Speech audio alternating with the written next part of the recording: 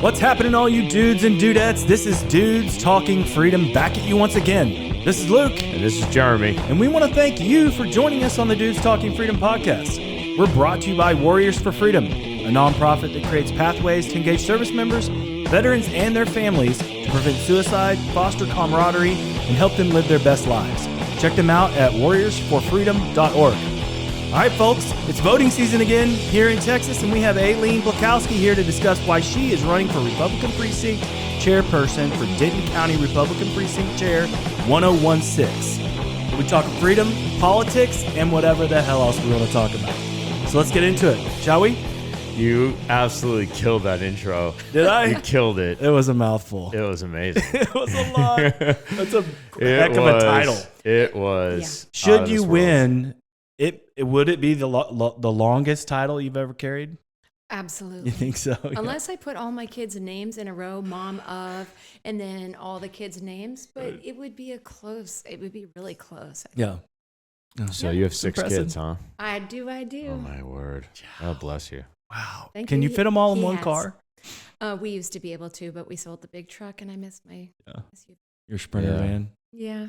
I didn't have one of those. I just had a big SUV. Yeah. I miss my truck. Yeah, I can understand that. I'm a Ford girl. Yeah. Yeah.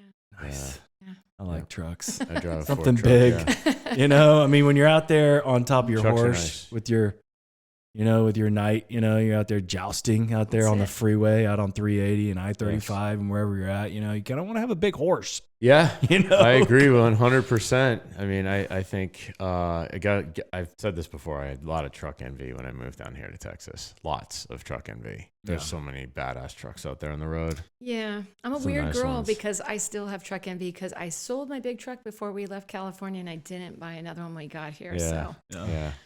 Soon. Well, I love those dealerships where they just have straight jacked up trucks everywhere. Like they buy them from the dealerships and they bring them in and they jack them up, put the biggest tires on them. Mm-hmm. So they're still street legal and you still can't take them to Dallas Cowboy Stadium and drive over old cars and through, a dirt bike track, basically, right? Like exactly. And then they sell them. Yep. They got them parked out. They got them parked out front of the dealership moving. up on these ramp rocks yes. that it's basically a plastic ramp, but it makes it look like rocks, and they're just up on this thing. Mm-hmm. Oh man, yeah. Trucks. They do a pretty good job with the advertising. A lot of posers, aka the brainwashing. Yeah. Well, I mean, you want this truck because it can climb rocks. You're never gonna climb rocks with it, but you can if you need to. Yes. Yeah. Yeah, exactly. Consumerism, right? Yep. Oh yeah, it's all chasing it. Chasing Yep. It really is. Killing us. It pretty much is, and we know it, but we just want more. I'm doing my part. I'm backing off my consumerism. Yeah. I've been doing a good job. Yeah. What steps have you been taking to back off your consumerism, Aileen? You know what? Honestly, I took part in this ministry starting January 1st, and it was all about living contemporary asceticism. Okay. So legitimately, I haven't had my hair professionally done and all that kind of stuff. Okay. No unnecessary shopping. Okay. Just toning down the things you do with your family, make it more family-focused time where you're really interacting with one another and not going out and spending. Yeah. So it's been an interesting start to the year already. Yeah, I would imagine so. You can pursue more experiences rather than material things, yeah. It does. And, I have adult kids, and this is a great time to be in touch with your adult children, talking about all the things, like even voting, for example. Oh, yeah. But they need to know what's going on in the world. They're pretty in touch. They're pretty awake. And we have great combos. And that's great. It's good, the check-ins. Yeah. They're still teaching you, and you're teaching them, and exchange of information. I mean, that's what it's all about, right? Getting out in front of your community, gathering that information, gleaning the good stuff, and becoming a better person because of it, right? Yeah. And I guess that's pretty much what you'll be doing with Precinct Chair 1016, right? Like kind of the glue that keeps everybody together. Is that pretty much what that position entails? Well, it is what you make it, really. There are a lot of precincts in any county and any state that don't have anybody serving in them. Mm-hmm. It's all voluntary and it's all party specific. So it is what you make it. But ideally, what you're supposed to do is help to get out the vote for your party platform or party your candidates or, whatever's going. But in Denton County, there's a lot of issues. And so there is someone sitting in this position now. I really didn't intend for it to be a contest, but I do have a great passion for getting out the vote. I do block walk. I have no problem knocking on people's doors and saying, hey, and introducing. Yeah, I saw you today out front of my house. I was like, oh, there's Aileen. I know. I had a great time right here close to home. I've been doing other neighborhoods that weren't like right here near me. But it's been fantastic to get to meet the voters in our community and find out what's important to them. They generally are very happy that somebody came by, and all I'm bringing them, and you got one today, it just says, hey, did you know that the primary election is coming? Yeah, it's information. Yeah, it's March 5th. I'm here to serve, really. That's the whole point. I just want to make sure you know where to vote, when to vote, and how to vote. Like, you can vote early, you can vote on the day, you can vote here or there. You can vote for whoever you want. Just get out and vote. Vote on a vote. Obviously vote for you, but well, and that's what I tell them. I'm like, hey, intention. I'm on the ballot too. I'm on the last contest on the ballot. And this one's, we're all creatures of habit, right? Like in the local elections have been kind of May oriented, and this one's a March one, right? So this is kind of out of character. It doesn't happen all the time in March, right? But right, because this is the lead up to a presidential election, and so this is a lead up to the big general election, and so you have the primary in March. If there's a need for a runoff, that will happen in May. So that we also have school board elections in May, so the local and municipal, and then we have the general coming up.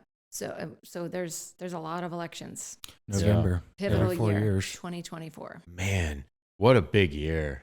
What a big year for voting and trying to change this country for the better. Because right now it ain't looking so good. And that's the whole reason why I'm getting out there. Frankly, I have a lot of energy. I have 6 kids, but I still have more gas in the tank. And so I get, my mom comes with me. She's 90 years old. I know. Yeah. I met her today. She's out walking at 90, man. That's blessed. Every day. What's her secret? Walking every day. Yeah. And a little Jameson. Yeah, just a little bit. Yeah. Hey, whatever takes care of you. Yeah. Laughter and faith. Yeah. I think that's what she would say. That's great. But it is about making our communities better. And when we all engage and we all participate in the process, we're going to get the outcome we deserve. When we don't participate in the process, we get the outcome we deserve. Yeah. If we don't like what's going on out there, engagement is the key. Yeah, I mean, that's why we do what we do. We like to bring people on and give them a platform to talk about that kind of thing and hopefully be able to help them reach some more people, Because our kids won't listen to us, so maybe some other people will. Yeah, our kids don't know just shit. Kidding. But yes, exactly. Right. Like Mom, I gave up on my children, and now I'm just gonna talk to the microphone. Yeah, our kids are younger. No, they're all good kids. They're good kids. I was gonna ask you, so like the new thing that you're doing with your family and like kind of just being closer and talking. Like, did you find that was a challenge in earlier years because of the different ages, and like the younger ones maybe are just like you said, they're mostly like teens and adults now, so they're like able to have those kind of intellectual conversations. An 8-year-old kind of tough, and we'd struggle with having those kinds of discussions with an 8-year-old. Oh yeah, but you'll find that as your olders get older, those younger ones are picking up everything, right? That's in the environment, and so our 10-year-old she's very aware of what's happening in the world. She's very mature. Yep. She's very articulate. Okay. Right on. And so it's been great for our marriage and everything. I mean, we literally, like, every Sunday night, it's like we have a marriage retreat, and we watch a video that it's like a positive marriage topic and questions we can talk about, and it's very intentional, and cool. It's been good for a lot of things. Yeah, that's cool. Yeah. That's really cool. Yeah, you have to work at anything if you want something good to come of it. You got to put some work into it. So that's great that you guys have taken that step for your marriage. Yeah. It's good because you just you get on a roll. You know how it is. It's just like the gears are grinding and the kids' needs are high, especially when they're younger. Yeah. And so as they start to get older, you start looking around going, hey, what do I know about you? Yeah. Right. Yeah. Maybe I should get to know you again. Yeah. Right. Well, we're always changing, Yeah. just like our taste buds every 2 weeks, right? Like you get new taste buds. Yeah. So you better try that spinach, Yeah. even if it's canned. Just give it a try. It's definitely up there. The changes that take place in your just the way you are as a person over time, and kids definitely changes that because you think differently. You have to operate a little differently depending on how many you have. That is a huge factor. And work, all of the things that like kind of take away from the connection. And getting that connection back, I think, is super important. I think families are missing that today. Absolutely. Oh my gosh, the family needs to take back its mission in every way. Yeah. In every way, parents need to, like you're saying, keep those connections really strong. There's nothing better for a kid than a mom and a dad who are in a secure marriage. Yep. And those kids have no fear of ever losing that security. Yep. Unbelievable. And they know what to wonders. look for when they get older. You know Right. what I mean? They get to look for something that mimics or mirrors what they grew up in, so that they can continue that like tradition. Confidence. Yeah, It's all about confidence. Yep. It is. So if there's any privilege out there, that's it. Yeah, That's it. It doesn't matter what your socioeconomic situation is or your race. A secure 2-parent family is the number one privilege a kid can have. Yeah, I agree with that. And that's, a lot of people that have a view on the world that's more government centric, like socialism or communism. Their aim is to break up that nuclear family. They do not want that to occur because that's essentially their biggest combatant, and people don't want to adhere to government standards. They want to adhere to their own standards. And I think that's what, America or the United States was, supposed to be founded upon, right? And we've certainly swayed away from that with the advent of pop music and the entertainment industry in general. I mean, we just saw Taylor Swift all over the Super Bowl, right?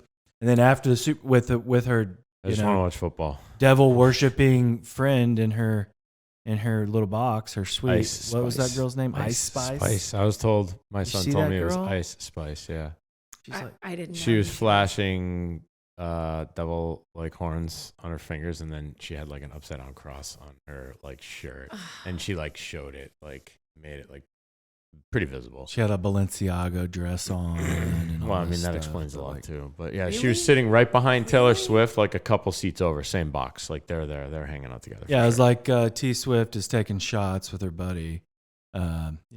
She's over there doing all this prayers to Satan is what it looked like. That's I mean, what it it basically looked looked like she was praying to Witchcraft Satan is in what the it looked box. like to me. And then Travis and Taylor go out and got kicked out of Gordon Ramsay's restaurant. They did? I read that today. I don't know. Oh my gosh. man. Because they were sloppy drunk is what apparently Gordon Ramsay said, but I don't know. I haven't asked Gordon himself. Yeah. I think I'm happier for not knowing. Yeah. I don't know. This is just what your head is filled up with, and this It is the is. type of crap Yeah. that's taking up all your time and taking away from what's most important, which is your family, Yeah. And I'm Right. sorry for stealing that from you guys for the Yeah. last three That's okay. minutes. No, That's all right. well, you know what? You made a great point. Yeah. There's a book, you guys have been into books lately, but there's a book called It Takes a Family. And I love it because it talks about the family being the first cell of society, right? Yeah. So it's the first building block of society. It's the first economy in society. Something else you guys are really into. First economy. So economy really is designed to support the family, and it always has been. And there's great dignity in work, which is why socialism never should be a thing. Yeah. Because it strips the individual of their dignity to provide for themselves. And, when you have a secure family, you raise them up with this idea and this understanding, then, you beget more capable citizens who understand how to put together more healthy cells of a society. Think about it like a body, right? Yep. You have broken cells, broken body. Yeah. Mm-hmm. It's good cell division. Mm. Yeah, it actually makes sense. Ton of sense. It's like that slow buffalo, you got to cut that thing off. Let the tiger eat it or whatever, the bobcat in our, that's what you do. Yeah. It's just kind of the circle of life, right? So don't be the weak link. Yeah. Or you'll get eaten by some, global elites in some kind of sacrificial manner. He's still back at the Super Bowl. Seriously. He's still over there. Yeah, he is. I'm sorry. I really got triggered. Vegas. I really got triggered the other night. What happens in Vegas? It should have stayed in Vegas. It should have left it. It really should have. Can't let it go. That's all good. This is a great. So I looked at your flyer that you were handing out. It's great because you talk about what's a precinct chair, how you can serve. It's you did a good job. It was very well thought out. A little bit about yourself, who you are, and all the details of like how to go vote. This is like, good. Well put together. Well, thank you. This is like, by the way, first time I've gotten something like this since I've lived here from anyone. That's what most people are saying. Yeah. Now, like I didn't even know we had a precinct chair that covered our neighborhood. I thought like the precinct chair role was, quite honestly, I thought it was like a regional thing. Like I thought maybe there was like a dozen of them in Texas. And like, so like one person would cover like the DFW area, and that's just what I thought. I had no idea it was at this granular level. Yeah. And it's important to have the people that live around you to understand all of these things. And I think people take these roles for granted. I think that they just kind of like are like, oh, hey, cool, I want to be like a precinct chair, and then just maybe like get popular in the area, and then and then run for governor. Take the role, and then, next thing you know, you're like, a jump. Yeah, next thing you know, it's like, all right, well, maybe I could run for like I've schmoozed with the right people, I've rubbed elbows with the right people, I've been at the right parties with the right people, and I've agreed to do the right things with the right people. And so like maybe next is like a Senate seat, that's to me, it's awful. Like that it's like that everywhere. Yeah, it's just a ladder. Yeah. This is, it really is, it's a servant's role. It really is because, and you have to understand too, how the Republican Party is sort of ordered here in Texas, because unlike other places, I moved from California, and it was like, you had to pay your dues to even get a seat at the table, to file your stuff and to run and to even be considered for something like that. This is very different. The Republican Party of Texas is very much a grassroots organization. They love the bottom-up approach. Yeah. And so there was a lot of encouragement in the community, and the conservative Republican community, and they just said, I said, I don't know who my precinct chair is, and they said, we'd love to have somebody more active. And I didn't even know who the precinct chair was. So I said, well, I'll file, I'll do it. I don't have any problem knocking on doors. And so the point is to help get out the vote for the Republican Party, Republican candidates, any Republican issues. But ideally, I'd like to just engage more people in our neighborhood. I would like more people in our neighborhood to be fully informed, fully engaged, and to give them whatever information and resources they need to make their most informed vote. I don't have to know how you vote, and I don't even need to tell you how to vote. Plenty of people have different opinions, and there'll be 3, 4, or 5 Republicans in one race. There's going to be a difference of opinion. My goal is to just provide you with, do you need to know where a candidate forum is? Do you want to know where their website is? Do you want to know where you can go to meet them? Give them that information so they make their own decision. Yeah. That's what's great about America. You get to do that, and your vote is sacred. And it shouldn't. I don't think we should be airing out all over the place, who we're voting for all the time, and especially not in the primaries. And if you're a party representative, you're not supposed to be endorsing anybody in the primaries. And so my role is to serve, to help people. And that's kind of the reaction I've gotten at the door. Okay. Is generally good. Wow. Okay. I've never had anybody come by. Yeah. And I mean, seriously, ever. Yeah, no. And but they should. And so you should know. Have you? Anyone? I mean, we've been here around the same time. You're a few months more than me, but I don't think so. I don't think not that I can really remember. But I do have a sign. We seek people out front that says no soliciting. Does that matter? It doesn't deter me, because essentially, if you've voted in a Republican primary, then you've identified yourself with the Republican Party. And so they'll even tell us at the Republican Party office, you're not soliciting. Yeah, that's kind of what I was supplying asking. Information to your allied voters. So you're not trying to sell something. Mm-mm. Yeah. No. Okay. And I, when I come to the door, I tell them, here's your voting information. I just want to make sure you have it. Do you know where to find your sample ballot? And then I say, I'm also on your ballot, and I hope that I earn your vote. I need your vote to be official in this role. But you know what? I've had some neighbors just say, oh my gosh, this is great. Can I come out and help you? I'll walk with you. Yeah. And so I've had a couple neighbors do that. And just That's people cool. say, like, you know what? Do you have a sign? I'll take a sign. I'll put it in my yard. And so that's why you called me. You said, hey, wait, there's signs out here. I know. I saw signs. I was going to visit my chiropractor, and I was driving through the neighborhood, and I saw a bunch of signs, and I was like, oh, the signs are out. She must like it. It's out there. So Yeah. I think the school district was like, oh, no, not school board. Not this girl again. No, not her. Yeah. She's trouble. She's trouble. The best kind of trouble. Yeah. The Well, best what a kind. great spot for you to land right there. I mean, I Yeah. couldn't think of a better person to go out there and get out the vote for sure. Well, thank you. It's really important because obviously it's a pivotal year, pivotal elections.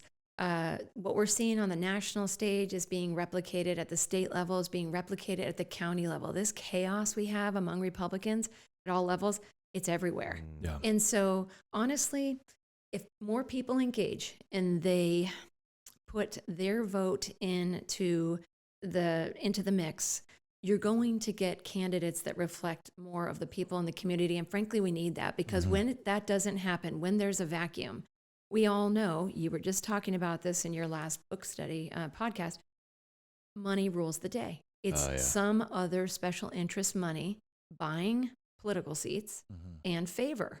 That is not representative of we the people. So we the people, get off your couch, get to the polls, make an informed vote, and make sure that those representatives reflect your values. Yeah. Yeah. We call that in the Northeast, we call it hella corrupt. There you go. That's what it is. Yeah.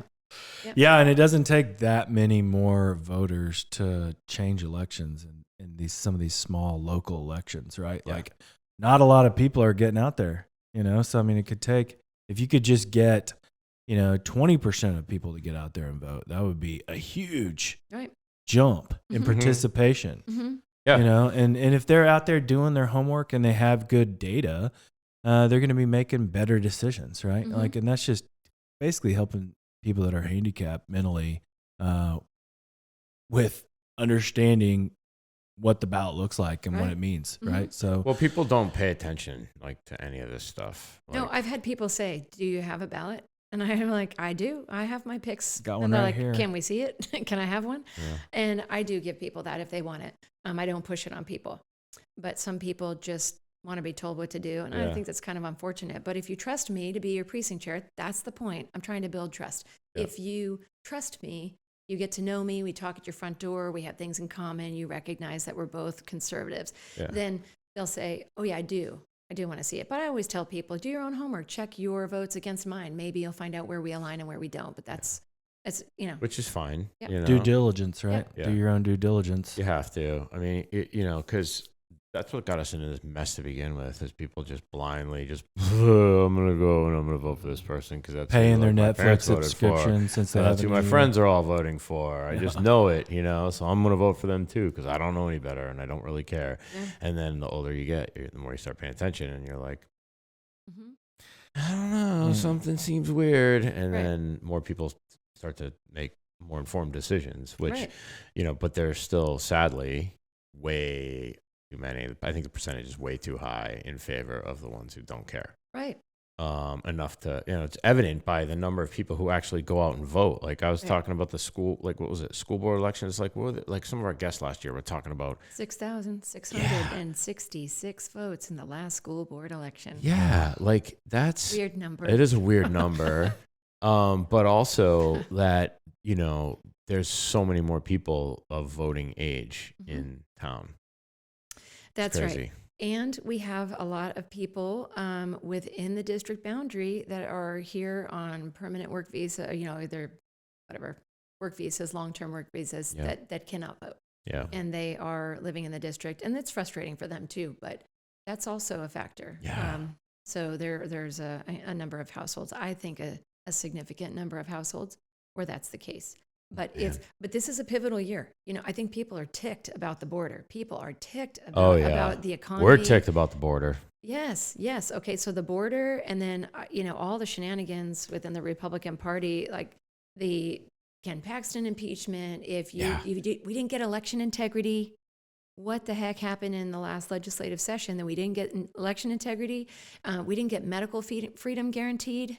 Sellouts a lot is what of happened. A lot of sellouts. That's what I'm saying. Get to the polls. Yeah. Cast your vote. Mm-hmm. Yeah. Mm-hmm.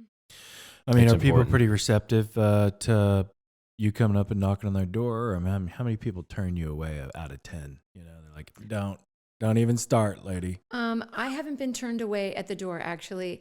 I will be honest. I had a couple of moms like out on the street watching their kids, and they were outside of a household that was a Republican household. But when I walked up, they just, I don't give it about politics. It was like, and I said, well, wrong crowd. See ya. They're nice gonna meeting you. They'll ruin your life if you're not paying attention. Yeah. So I did get some of that. It was weird because they were kind of youngish moms, and I just thought, wow. I've been like, are you happy with the gas prices? Are you happy with the food prices? That's what I mean. Are you happy with your electric and gas bills? Right.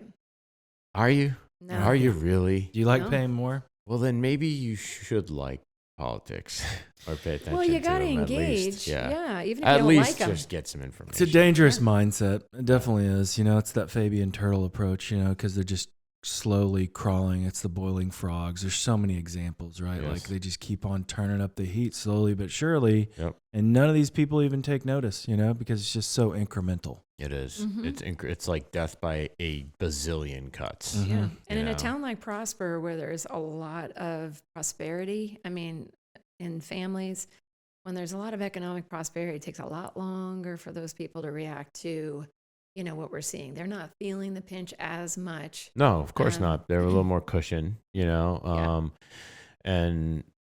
it's the crunch is widespread and it's everywhere. I talked to one of our neighbors today, and he is a small business owner, but a very successful one.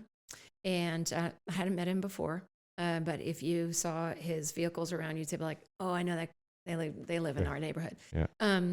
He just said to me today, things are slowing down significantly, even in the last few weeks. Yeah. And I said, oh, really?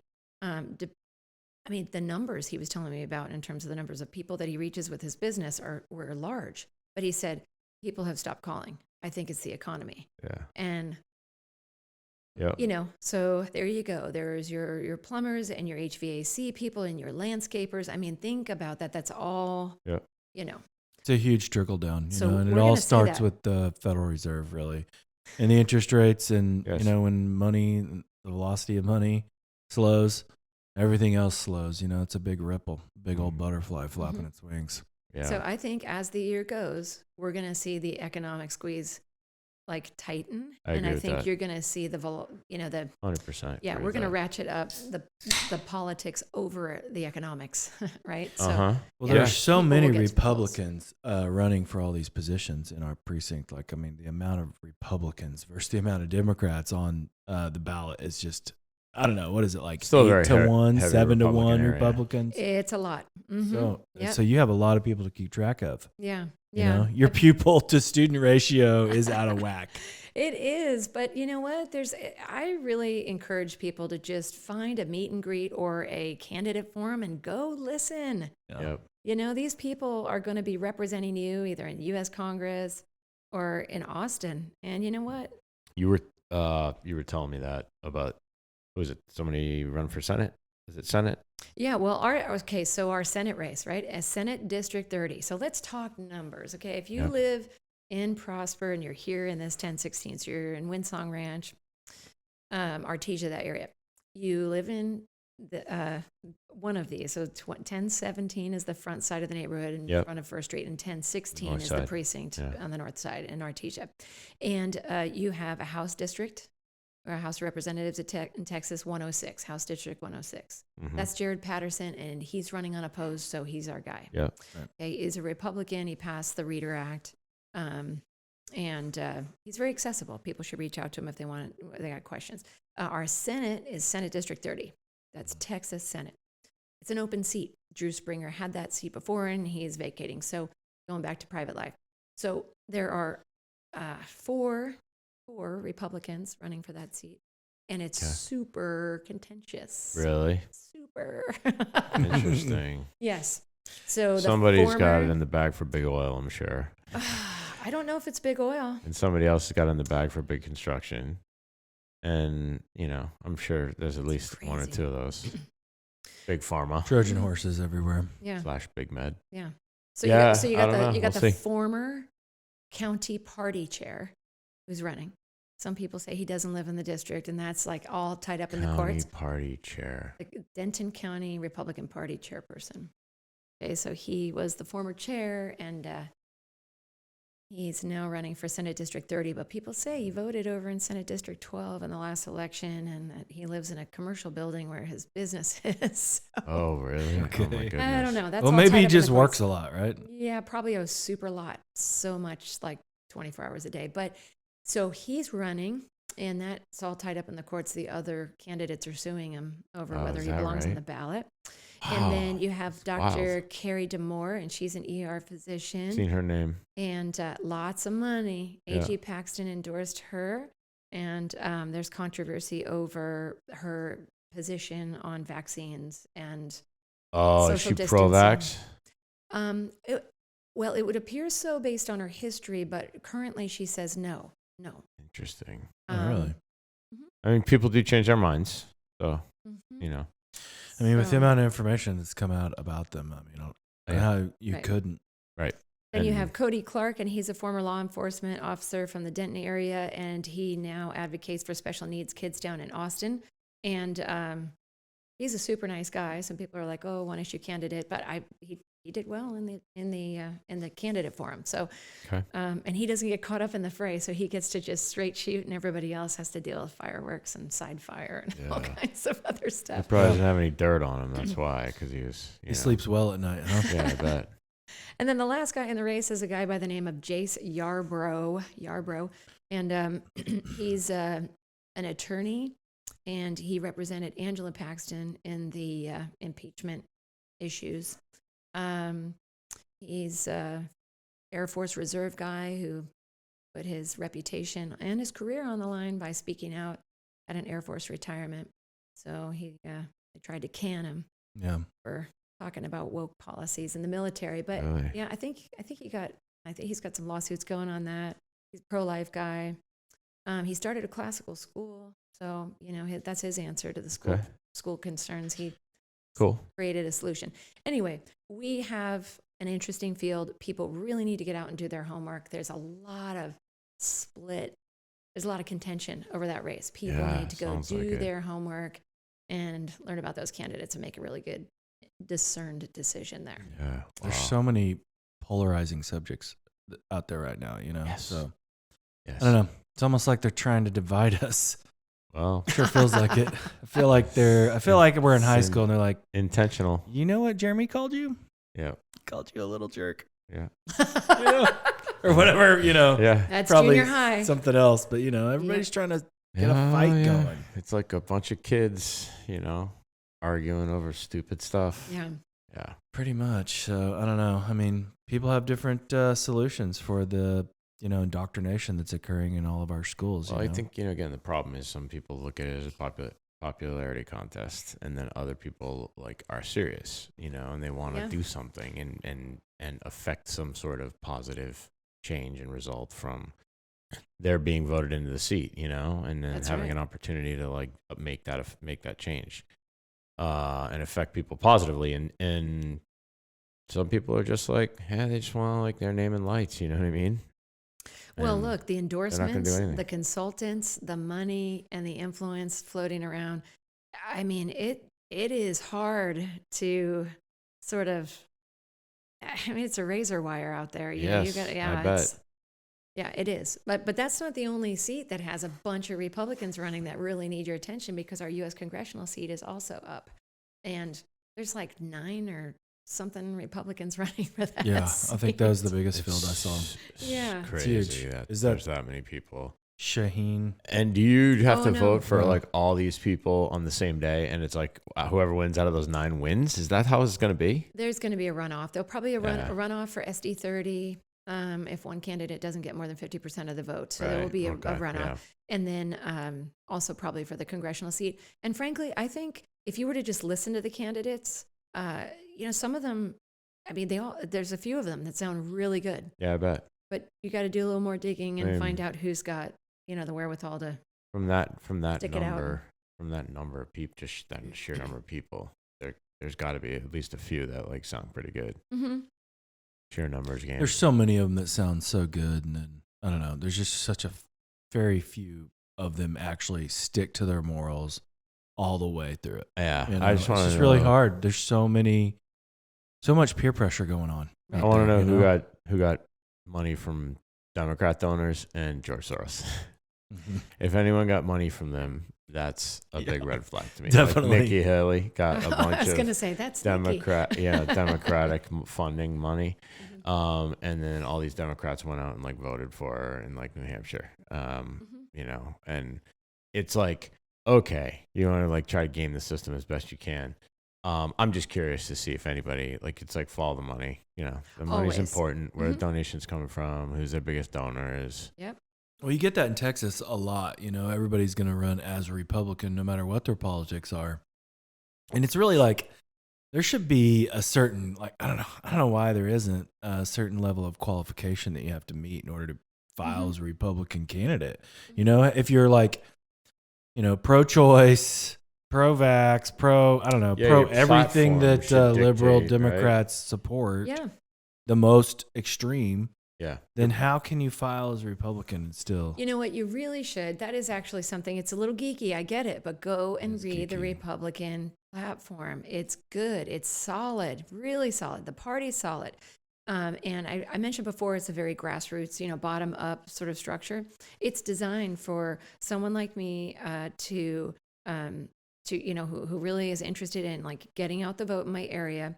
If I were to be voted in as the precinct chair, then I would go to the county convention, and it would be an opportunity to bring forward resolutions, things that you want to be included in the party platform, or amendments to current platforms or planks in the platform. It's a very active process. The party actually put up a whole resolution creator on their website to say, if you've got something, run it through here so it's in the right format. It's meant for grassrootsers to activate. And how do it. you come up with the ideas that you would bring forth? Is it just from like continuing to knock doors and like talk to people and ask them like what they'd like to see? What are you having issues with? What are the problems that you think we're facing? Or like It could be. To be fair, I still am very active in the public education space and legislative policy solutions there. Yeah. And so I have on our team has 4 key legislative priorities that we're going to bring forward. Okay. One of them is a brand new idea for Texas. So I will be creating a resolution, or our team will craft a resolution.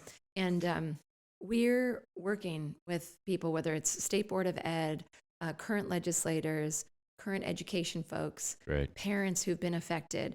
And we're just saying, would you get behind this? Would you come and testify for this? Will you show up and lobby for this?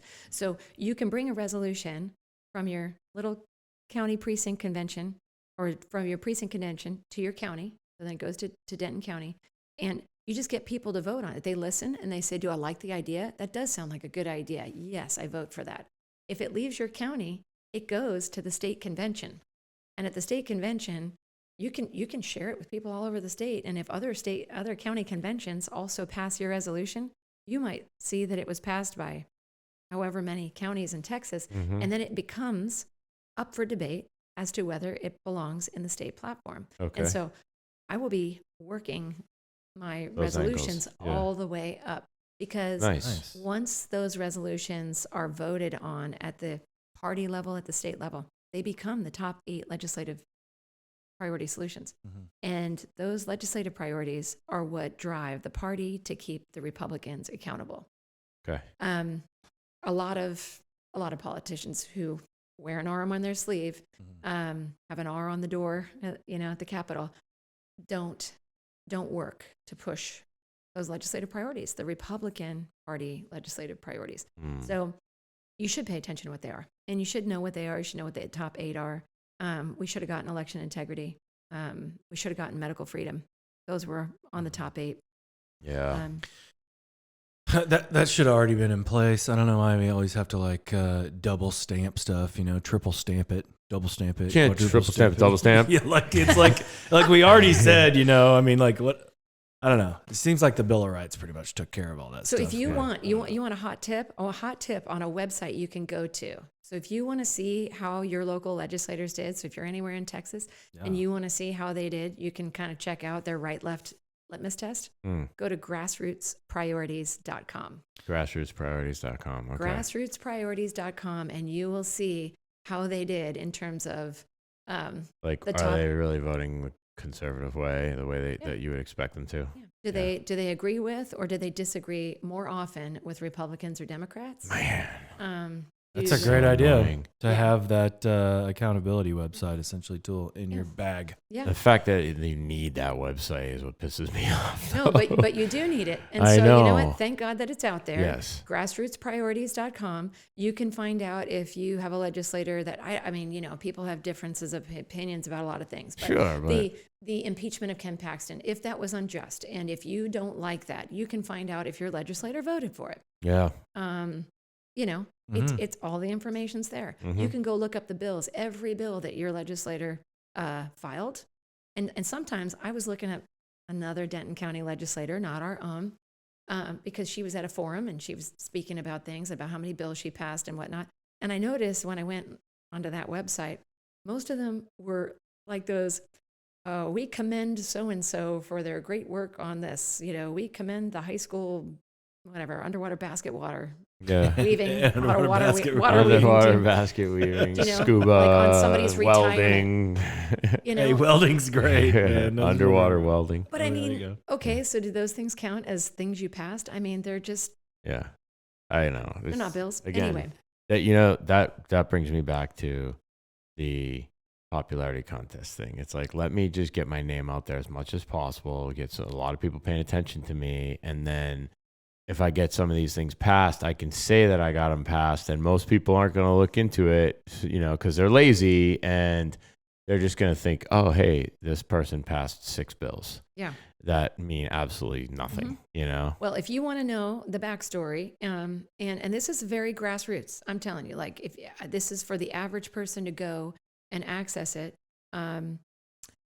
there's some great videos on there. There's some great, if you want to know why the Texas House or the Texas grassrootspriorities.com. Why it's dysfunctional.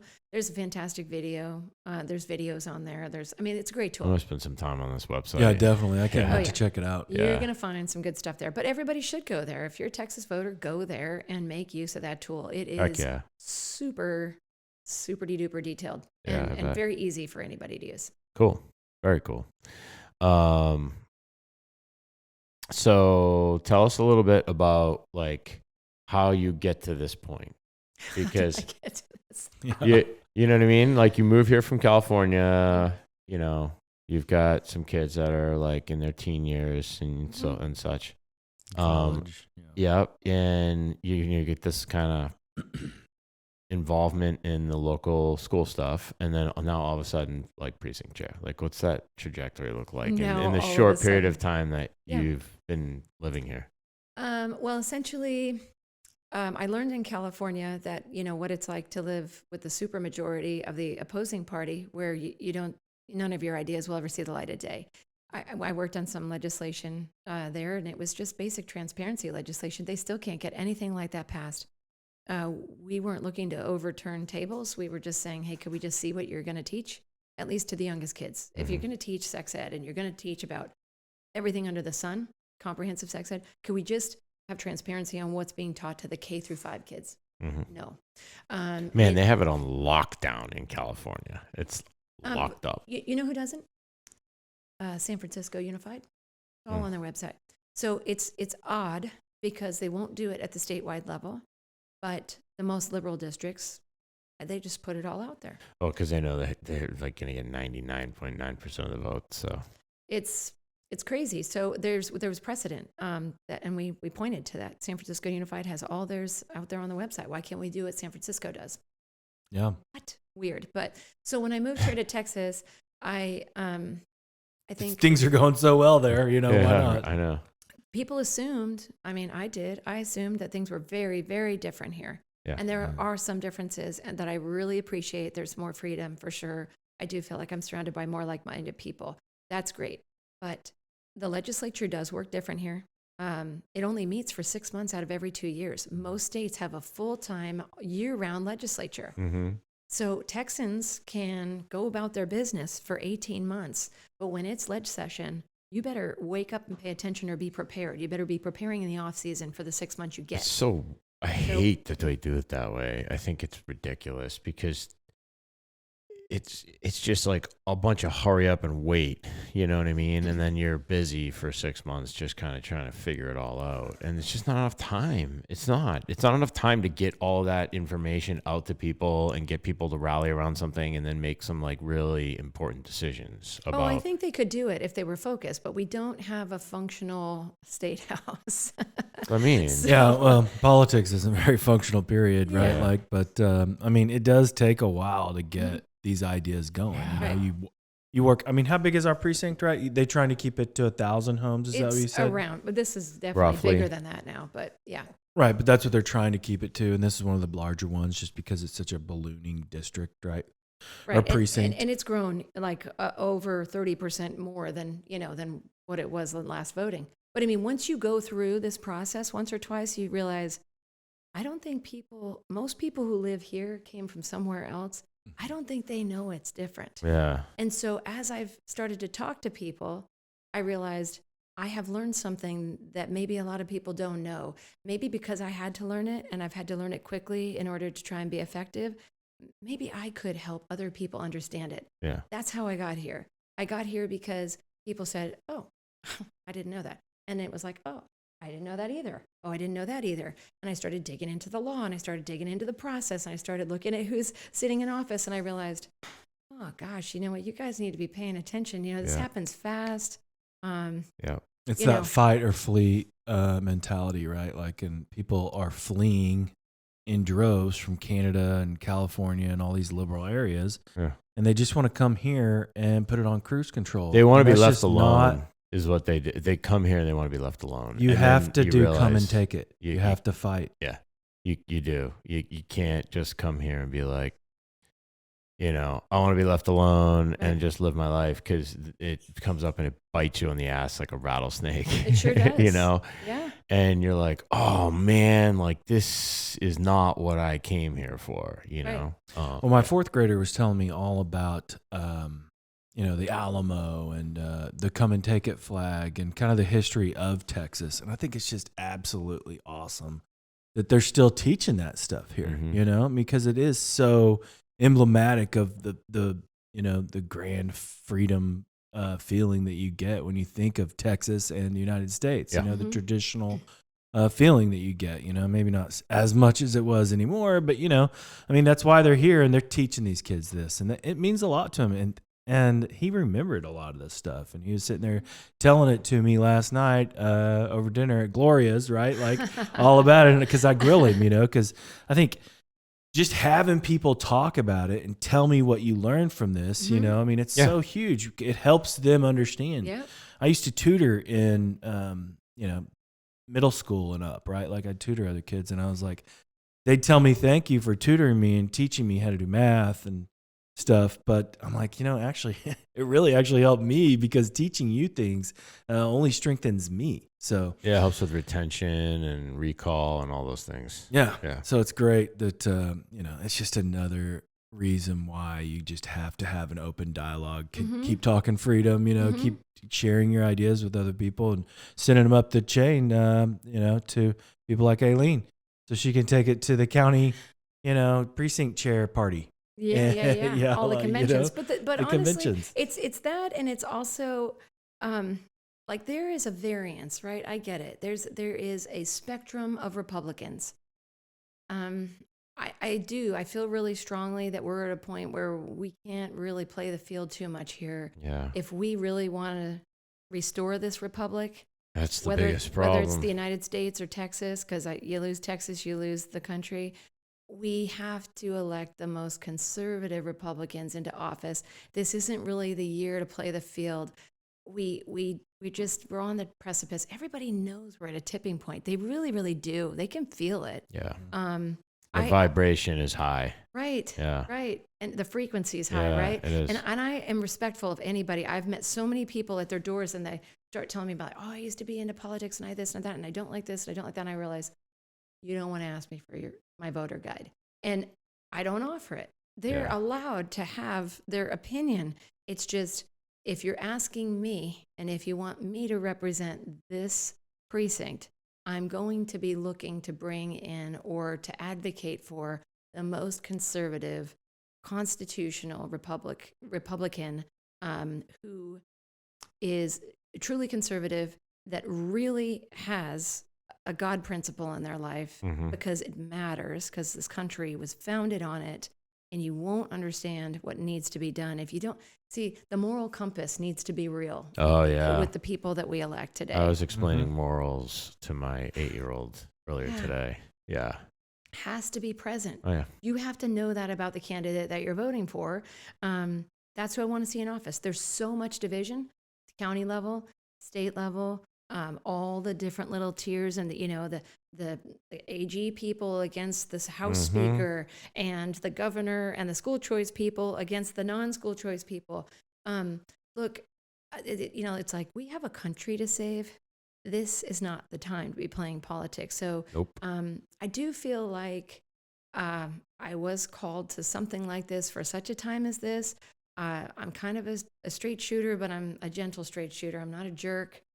I get that we have, variance in our opinions, but we just have to do the right thing. And I'm not afraid to push forward and get the right thing done and advocate for the most right thing.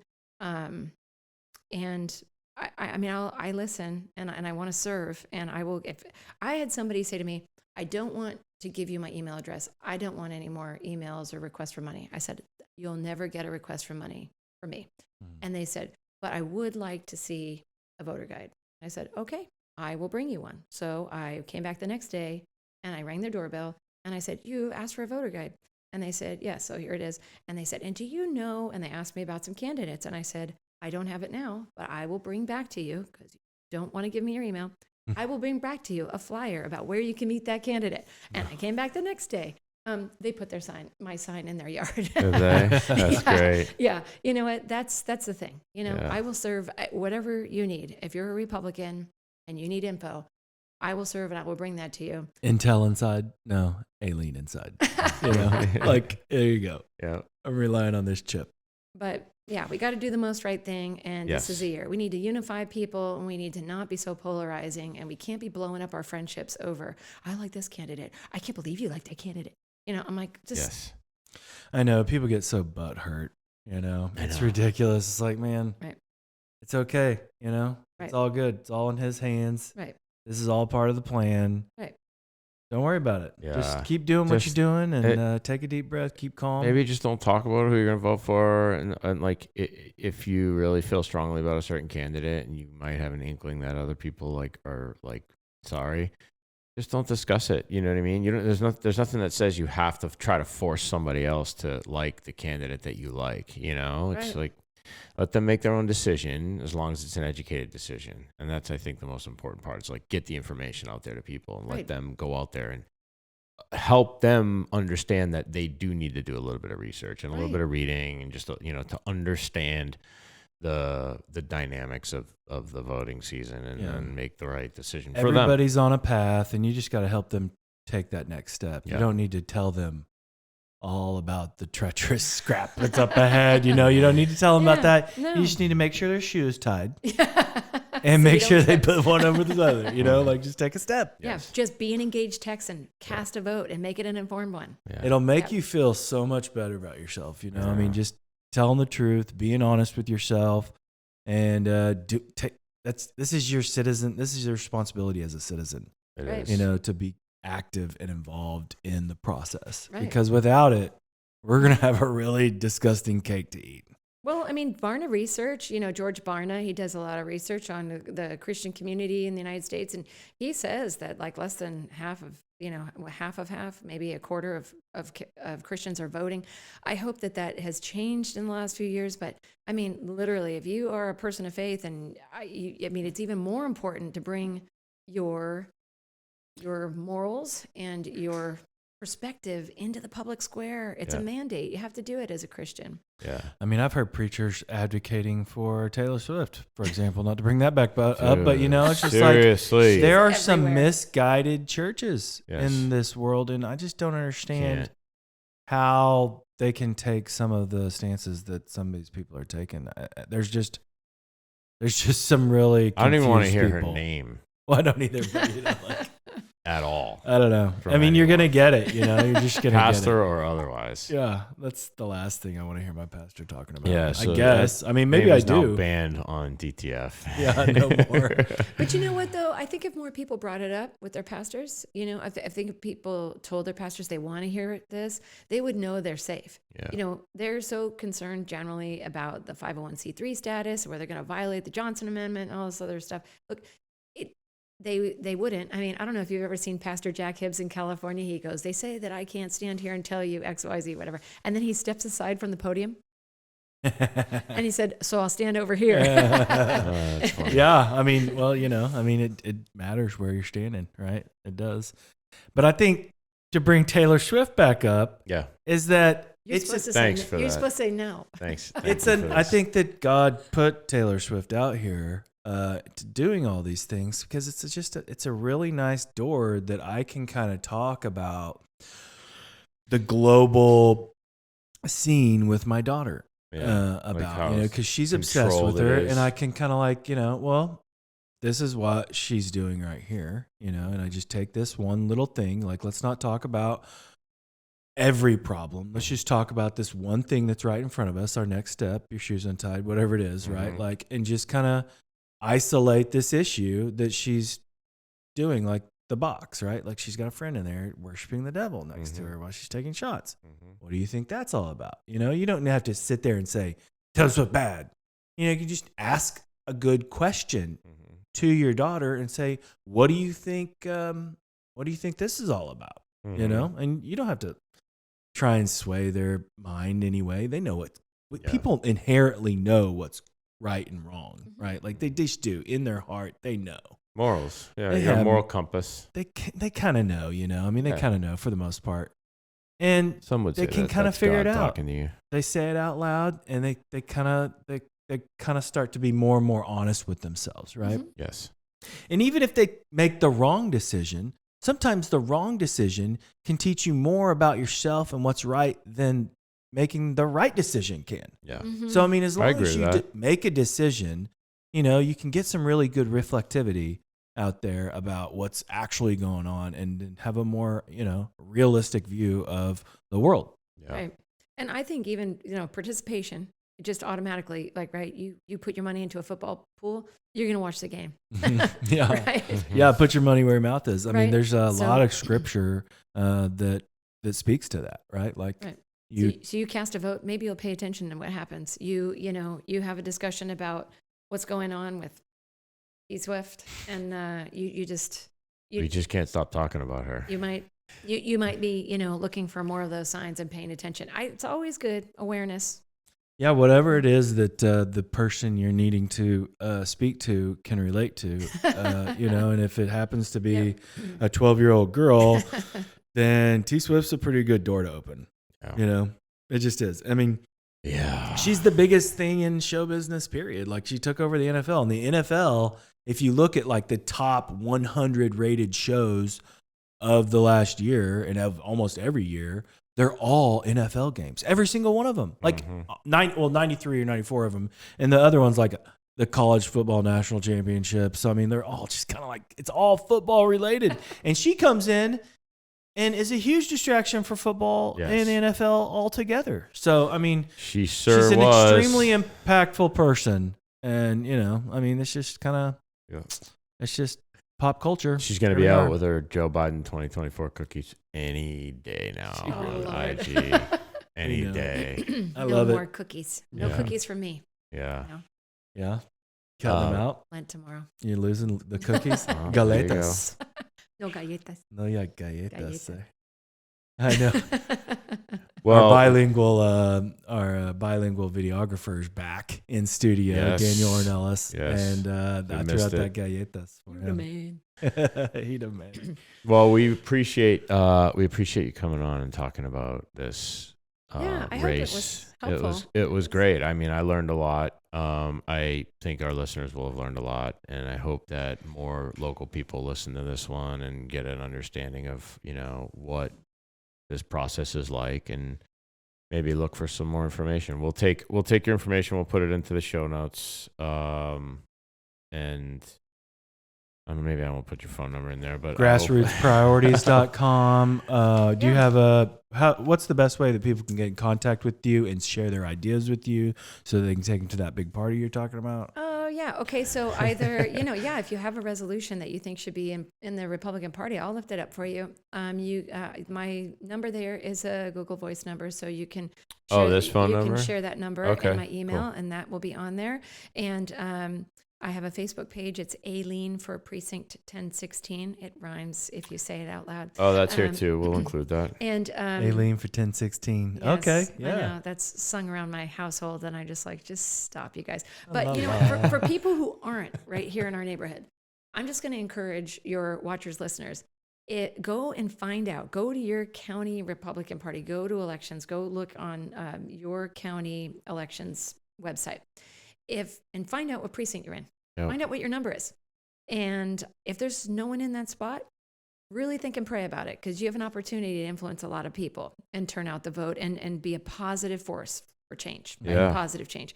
And you know what? If there's somebody in that spot, reach out to them. Say, hey, I just found out about this whole precinct thing. What can I do to help you? Can I help you get out the vote? And if you're not registered to vote, get registered to vote, because you won't be able to vote in the March primary, but you can if you do it quickly, you can still vote in the municipal election and the general election. But whatever you do, cast your vote. Cast your informed vote. So even if you're not right here in our area, That's fantastic advice. yep, find out what your precinct. Advice. Find out where We do have a lot of are. listeners and viewers that are not local too, Yeah. so it's good, because they should all just because we're talking about the local stuff doesn't mean that they don't get value out of the conversation, and it's not. While it's different here, it's not that much different in terms of the process and everywhere else. And so it's good to at least do a little bit of research, get to know the process in your area, and, get to know who the people are. Everybody's doing it. Running the show. Yeah, everybody. I mean, if I am. Right? That's what it is, right? Like, there's so many people on the team pushing this ball, and you can go be a part of that rowing club too. You know? I mean, That's right. stroke. Yeah. Yeah, you don't have to have the position in order to do the work, right? I'm not a precinct chair now, but I'm out knocking on doors and getting people out to vote. So you don't have to have the position. You can work for it if you want it, or go help the person who does have it. But you can be a force for change. So do something. Don't sit this year out. I know. Don't. Not in 2024. No. All right. Thank you. Are you listening? Damn. All right, dudes and dudettes, that's a wrap for this episode of Dudes Talking Freedom. We hope you enjoyed the program and help us spread the freedom. For DTF, along with our special guest, Aileen Blachowski, this is Jeremy. This is Luke. And we'll see you next time. Yeah.